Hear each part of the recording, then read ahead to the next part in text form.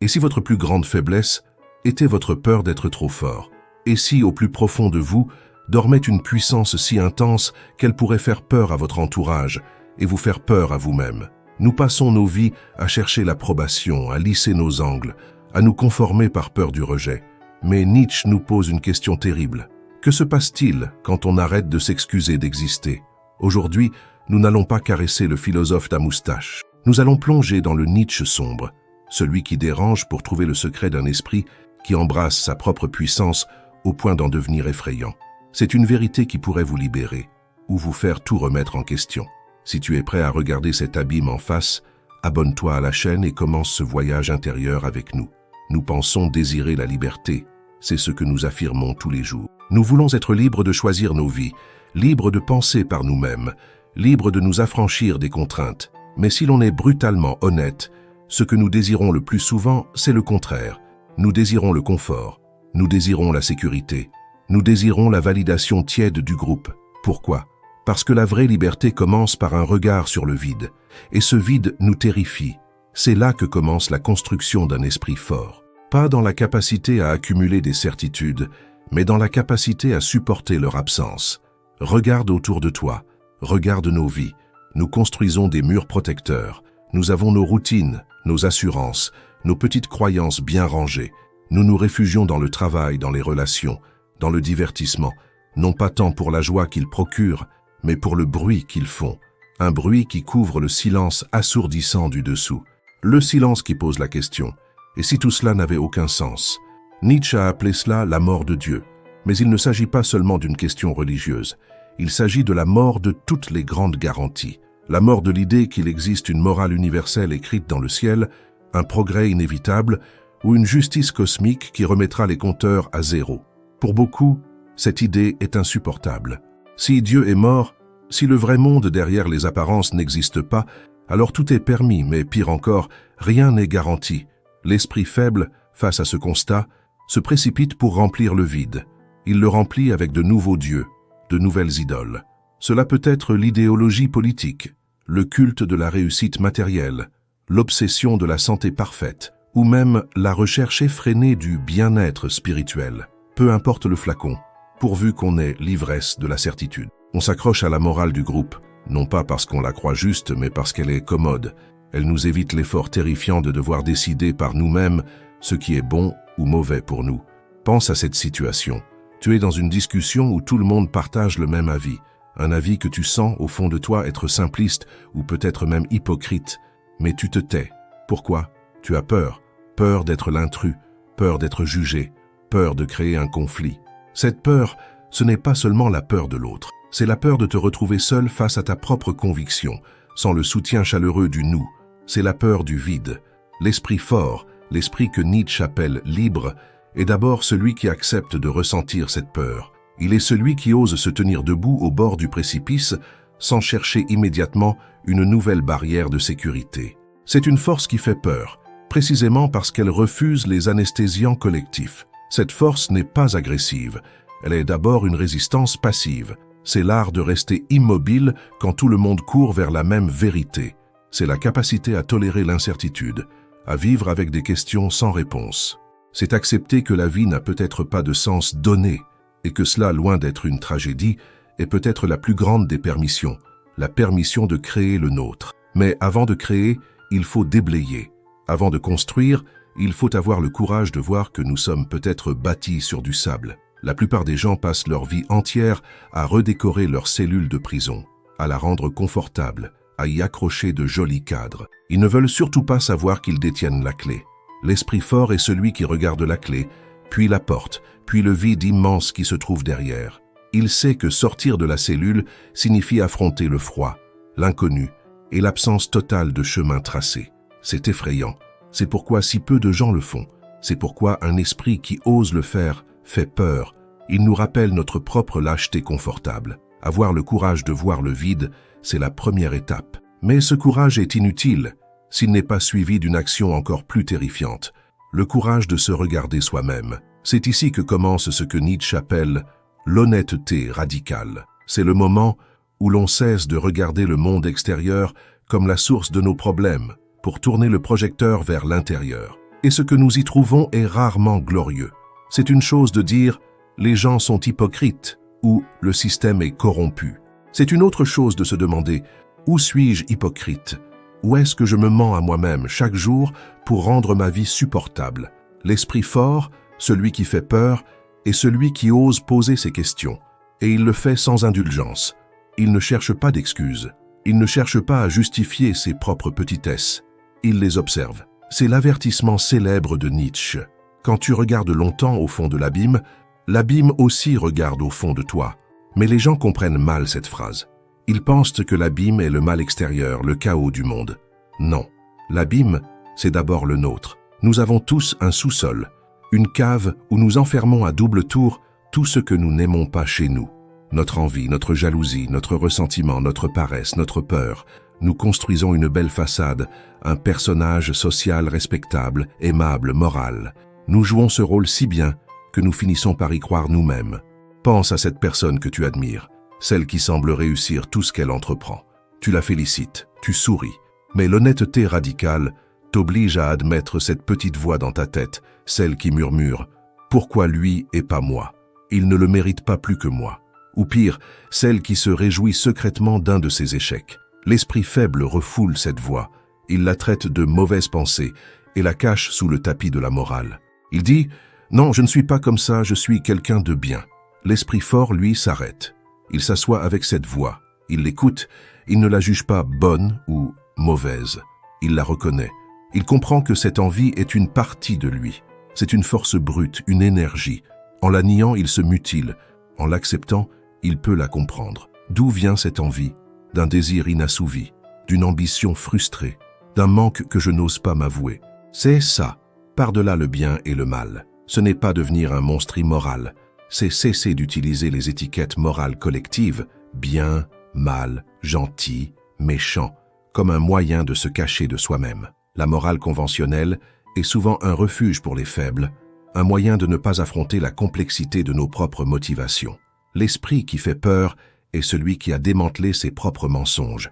Il sait pourquoi il fait les choses. S'il fait une bonne action, il ne se ment pas en disant que c'est par pure générosité. Il sait s'il le fait pour le plaisir de se sentir supérieur, pour la reconnaissance sociale ou par réelle empathie. Cette lucidité est désarmante. Quand tu parles à une telle personne, tu sens qu'elle te voit. Pas seulement le masque que tu présentes, mais aussi les fissures. Elle n'est pas dupe de tes justifications morales. Pourquoi? Parce qu'elle a cessé d'être dupe des siennes. Elle a regardé son propre abîme. Elle a vu ses propres monstres. Et parce qu'elle les a vus, il ne la contrôle plus. L'abîme ne l'a pas dévorée. Elle a appris à y nager. Cette force fait peur aux autres parce qu'elle est un miroir. Elle nous renvoie à notre propre manque d'honnêteté. Nous sommes habitués aux jeux sociaux, aux compliments polis, aux mensonges confortables. Face à quelqu'un qui incarne cette honnêteté brute, nous nous sentons nus, exposés. Mais cette étape est cruciale. On ne peut pas créer ses propres valeurs. On ne peut pas devenir le capitaine de son âme si l'on ne sait même pas qui est aux commandes. Avant de pouvoir dire oui à la vie, il faut oser dire oui à tout ce qui est en nous, y compris le sombre, le petit, le pathétique. Ce n'est qu'en acceptant cette matière brute, cette boue, que l'on peut espérer la transformer en or, ou du moins en quelque chose qui nous appartient vraiment. Nous vivons dans une société qui a déclaré la guerre à la douleur. Le moindre inconfort doit être anesthésié. La tristesse, l'échec, l'anxiété, tout cela est perçu comme une maladie, un dysfonctionnement, un échec de la vie. Nous avons des pilules, des distractions, des thérapies et des philosophies de pensée positive, conçues pour une seule chose, nous faire sentir bien, tout le temps. Et c'est précisément cette obsession du confort qui nous rend incroyablement faibles. Car la souffrance n'est pas une erreur. Elle n'est pas une option que l'on peut cocher ou décocher. Elle est une composante fondamentale de l'existence. La nier, c'est nier la vie elle-même. C'est là que l'on touche à l'une des idées les plus sombres et les plus puissantes de Nietzsche, une idée qui fait peur à notre monde moderne. L'esprit fort n'évite pas la souffrance.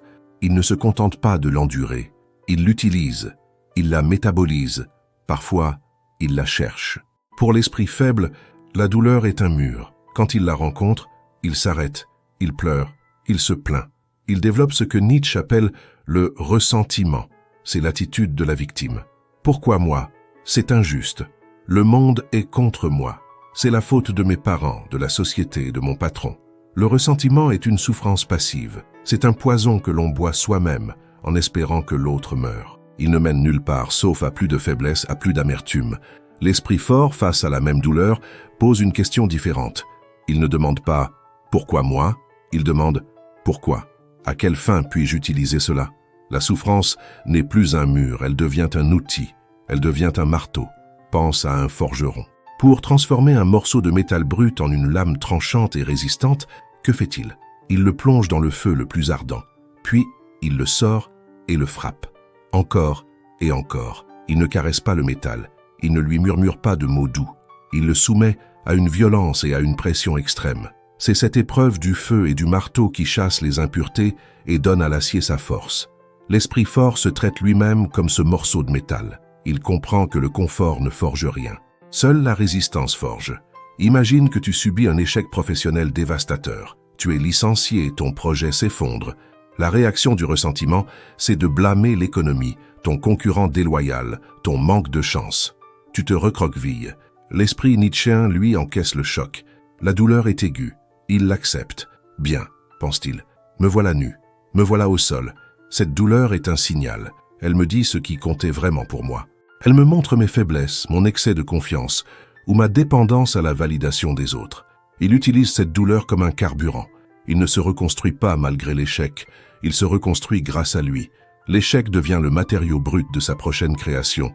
C'est pareil dans la douleur émotionnelle. Une rupture amoureuse. Le deuil. Le sentiment de solitude. L'esprit faible cherche à fuir.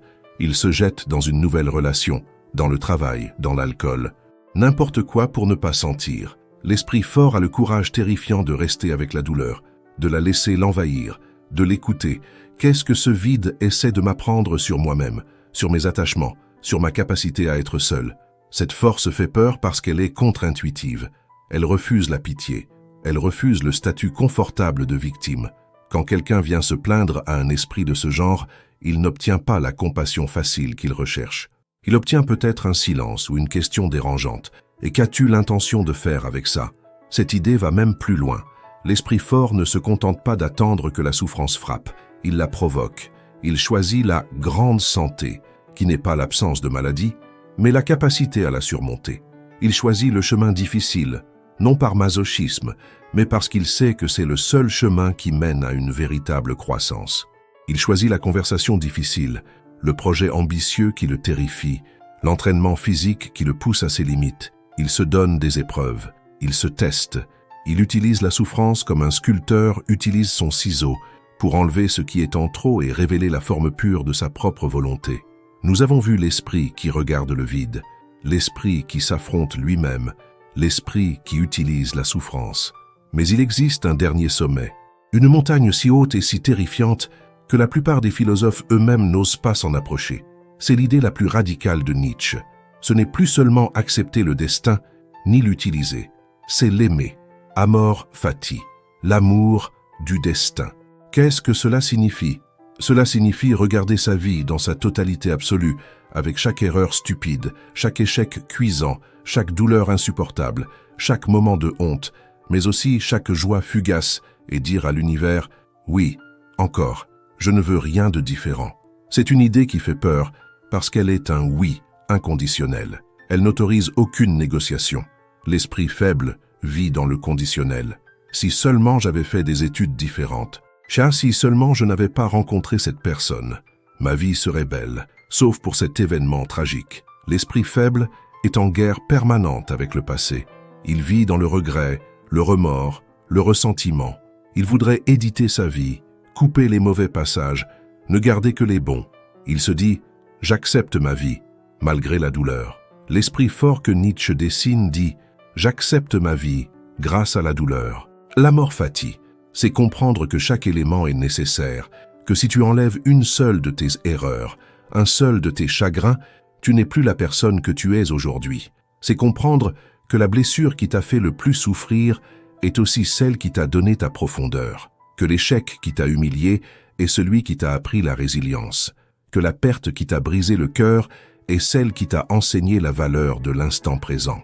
Ce n'est pas juste voir le bon côté des choses, c'est voir que le bon et le mauvais sont les deux faces indissociables de la même pièce. Tu ne peux pas avoir la lumière du sommet de la montagne sans l'ombre qu'elle projette dans la vallée. Pense à ce moment de ta vie que tu détestes le plus, cet instant où tu t'es senti trahi ou ridicule ou impuissant. Un moment que tu voudrais effacer de ta mémoire. L'amor fati, c'est regarder ce moment précis, non pas en serrant les dents mais avec gratitude. C'est lui dire « merci ». Merci car sans toi, je ne connaîtrais pas ma propre force. Tu étais nécessaire, je te choisis. C'est tellement terrifiant que Nietzsche a dû inventer une expérience de pensée pour en tester la puissance.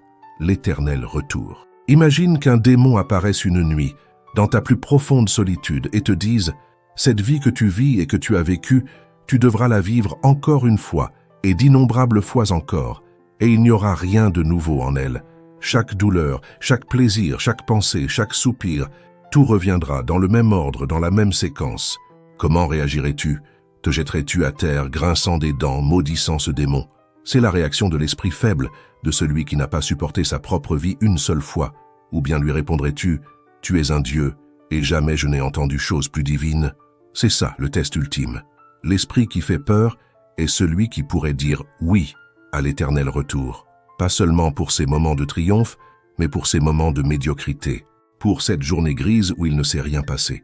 Pour cette dispute stupide, pour la maladie, pour la mort. Dire « oui » à l'idée de revivre ça, éternellement, sans rien changer. Pourquoi cette force fait-elle peur? Parce qu'elle est totalement libre. Une personne qui en arrive là est incontrôlable. Tu ne peux pas la menacer car elle a déjà accepté la pire souffrance. Tu ne peux pas la corrompre avec la promesse d'un paradis ou d'un futur meilleur, car elle n'échange pas le présent contre un futur. Elle aime ce qui est. Elle a dit oui à la réalité brute, au chaos de l'existence. Elle ne se bat plus contre le monde. Elle est devenue le monde. Elle danse avec son destin. Elle n'a plus besoin d'espoir au sens où on l'entend, l'espoir que demain soit meilleur. Elle a quelque chose de plus puissant, la certitude que ceci, cet instant, est exactement ce qu'il doit être. Et c'est suffisant. C'est plus que suffisant. C'est divin. Celui qui a dit oui à l'existence, celui qui a embrassé sa propre souffrance et qui a regardé son abîme intérieur, ne peut plus revenir en arrière. Il ne peut plus jouer le jeu social avec la même innocence. Il a goûté à une forme de liberté si radicale qu'elle le rend inévitablement étranger au monde qui l'entoure. C'est ici que commence la grande solitude. Non pas la solitude subie du banni, mais la solitude choisie du Créateur. Pense à la dernière fois que tu t'es senti vraiment seul au milieu d'une foule. Un dîner entre amis, une réunion de famille. Tout le monde rit, parle des mêmes sujets. Les vacances à venir, la dernière série à la mode, les petites plaintes quotidiennes sur le travail ou la politique. Et toi, tu es là, tu souris, tu hoches la tête, mais tu n'es plus vraiment là. Tu écoutes ces conversations et elles te semblent lointaines, comme un bruit de fond. Tu ne les juges pas, tu n'es pas arrogant, mais tu ne peux plus t'y investir. Tu ne peux plus t'indigner pour les mêmes petites choses, ni te réjouir des mêmes petits conforts. L'esprit faible, c'est celui qui a désespérément besoin du troupeau. Il a besoin de sentir la chaleur des autres corps pressés contre lui. Il a besoin de bêler à l'unisson pour se sentir en sécurité, pour savoir qu'il pense juste. Sa morale, ses valeurs, ses objectifs, il ne les a pas choisis. Il les a absorbés par osmose. L'esprit fort, en devenant lui-même, a brisé ce lien. Il est sorti du rang. Il marche désormais sur sa propre corde raide, suspendu au-dessus de l'abîme qu'il a appris à ne plus craindre. Et de là-haut, la vallée où vit le troupeau lui semble étrange. Cette solitude est le prix à payer. C'est effrayant, car cela signifie renoncer à la validation. Cela signifie que plus personne ne viendra te taper dans le dos pour te dire « Bravo, tu es quelqu'un de bien ». Pourquoi? Parce que tes critères du bien ne sont plus les leurs. Tu as cessé de mesurer ta valeur à l'aune de l'approbation collective. C'est là que Nietzsche introduit sa figure la plus controversée, le surhomme, l'Ubermensch. Ce n'est pas un tyran politique, ce n'est pas un barbare dominateur, c'est avant tout un créateur. Ayant vu que les anciennes tables de valeurs, celles de la religion, de la morale traditionnelle, se sont effondrées, il ne reste pas assis dans les ruines à se lamenter. Il n'essaie pas non plus de recoller les morceaux. Il se lève, seul, et il danse. Il crée ses propres valeurs. Qu'est-ce que ça veut dire, créer ses propres valeurs? Cela veut dire que ta vie n'est plus une réaction, elle devient une action. Tu ne demandes plus « Est-ce que j'ai le droit de faire ça? Est-ce que c'est bien vu ?» Tu demandes « Est-ce que cela affirme la vie en moi? Est-ce que cela me rend plus fort, plus profond, plus joyeux?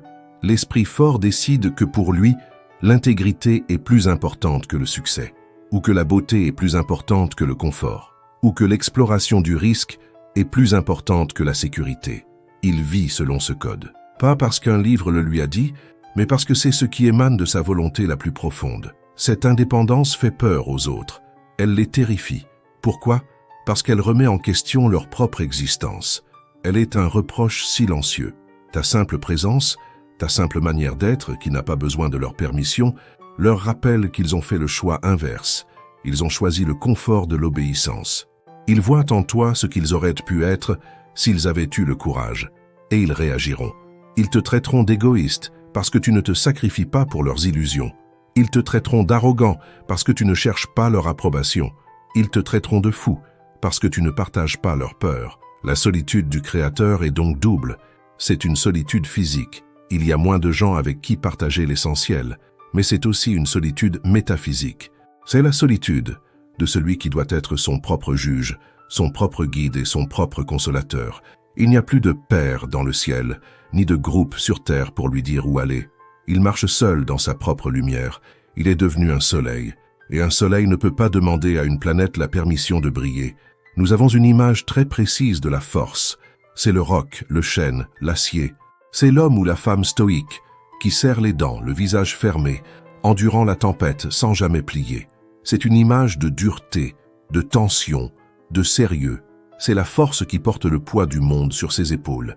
Et c'est exactement ce que Nietzsche appelle l'esprit de pesanteur.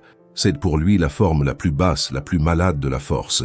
Tous les chapitres que nous avons traversés jusqu'ici étaient lourds. Regarder le vide, affronter ses mensonges, utiliser la souffrance, aimer son destin, marcher seul, c'est le fardeau. C'est le chameau, la première métamorphose de l'esprit, qui s'agenouille dans le désert et dit « Donnez-moi ce qu'il y a de plus lourd à porter ». C'est une étape nécessaire. Il faut du courage pour porter ce poids. Ensuite vient le lion. L'esprit qui, fatigué de porter, se révolte. Il affronte le grand dragon, tu dois, et lui rugit à la face un je veux. C'est le moment de la critique, de la destruction des vieilles valeurs, de la conquête de sa propre liberté. C'est la force qui brise les chaînes. C'est la colère, la puissance. C'est impressionnant, ça fait peur. Mais ce n'est toujours pas la fin.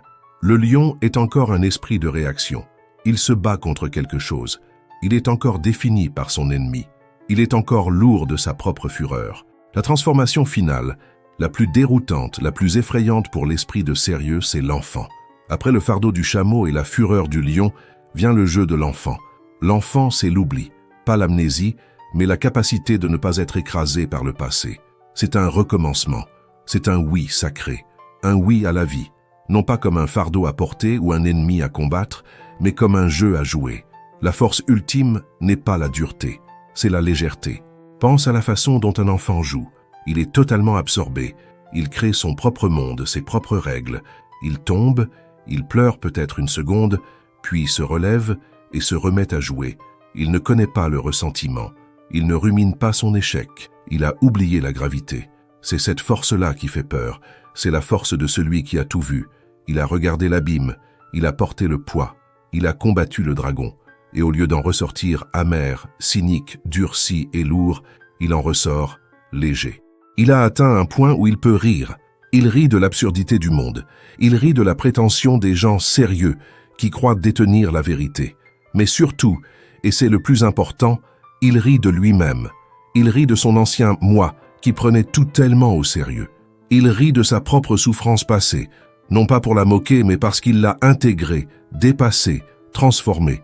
Il a gagné. Le symbole de cette force, ce n'est pas le poing serré, c'est la danse. Je ne pourrais croire qu'en un Dieu qui saurait danser, écrit Nietzsche. Pourquoi la danse? Parce que la danse est l'affirmation parfaite, c'est jouer avec les contraintes. C'est être à la fois totalement libre dans son mouvement et totalement en accord avec le rythme, avec la nécessité, l'amor fati. Imagine une situation de crise. Tout le monde panique, les visages sont graves, les voix sont tendues. L'esprit de pesanteur est là, écrasé par l'événement. Et puis, il y a cet esprit léger. Il n'est pas insensible. Il voit la tragédie aussi clairement que n'importe qui, mais il n'est pas identifié à elle. Il n'est pas aspiré. Il conserve une sorte de distance intérieure, non pas de l'indifférence, mais de la maîtrise. Il est capable de penser, d'agir, peut-être même de sourire d'une ironie de la situation. Cette légèreté est insupportable pour les autres. Comment peux-tu être si calme? Comment peux-tu prendre ça à la légère? Ils confondent légèreté et superficialité. Mais c'est le contraire. Seul celui qui est allé au plus profond du tragique peut en revenir avec la grâce de la légèreté. Les autres, les gens sérieux, sont ceux qui n'ont fait que barboter en surface de la douleur et qui sont maintenant prisonniers de leur propre peur. La force qui fait vraiment peur, ce n'est pas celle qui menace de te détruire, c'est celle que tu ne peux pas atteindre. Tu ne peux pas la culpabiliser, car elle rit de la morale. Tu ne peux pas la menacer, car elle a déjà embrassé son destin, y compris la mort. Tu ne peux pas la contrôler avec le sérieux, car elle danse. C'est la force d'un esprit qui est devenu si souverain, si complet, qu'il n'a plus besoin de la lourde armure de la colère ou de la dureté. Sa puissance et sa joie. C'est le rire de Zarathustra qui a vu le pire et qui, malgré tout, ou plutôt à cause de tout, choisit de bénir la vie. Nous avons commencé ce voyage avec une question. Que se passe-t-il quand on arrête d'avoir peur de sa propre force? Nous avons découvert que cette force n'est pas ce que nous pensions. Ce n'est pas la sécurité de nos certitudes, mais le courage de vivre sans elle face au vide. Ce n'est pas le masque de notre morale, mais l'honnêteté brutale de regarder nos propres abîmes. Ce n'est pas l'évitement de la douleur, mais l'art de l'utiliser comme un marteau pour nous forger. C'est la capacité terrifiante à dire oui à tout ce qui nous est arrivé, le meilleur comme le pire, et à le vouloir encore, éternellement. C'est accepter la solitude radicale qu'implique le fait de créer ses propres valeurs. Et finalement, la force la plus effrayante, la plus divine, c'est de traverser toute cette obscurité et de retrouver la légèreté d'un enfant qui rit. C'est de devenir capable de danser avec le chaos. Ce n'est pas une force qui s'oppose à la vie, c'est une force qui est la vie. Alors je te pose cette question. Quelle est la vérité confortable que tu n'es pas encore prêt à lâcher? Laisse un commentaire pour nous dire quelle pensée de ce voyage a le plus résonné en toi. Et dis-nous de quelle ville ou de quel pays tu nous rejoins. Si cette exploration t'a donné le courage de regarder un peu plus loin, alors like cette vidéo et abonne-toi à la chaîne pour continuer ce voyage intérieur. Merci infiniment pour ta présence, ton courage et tes partages.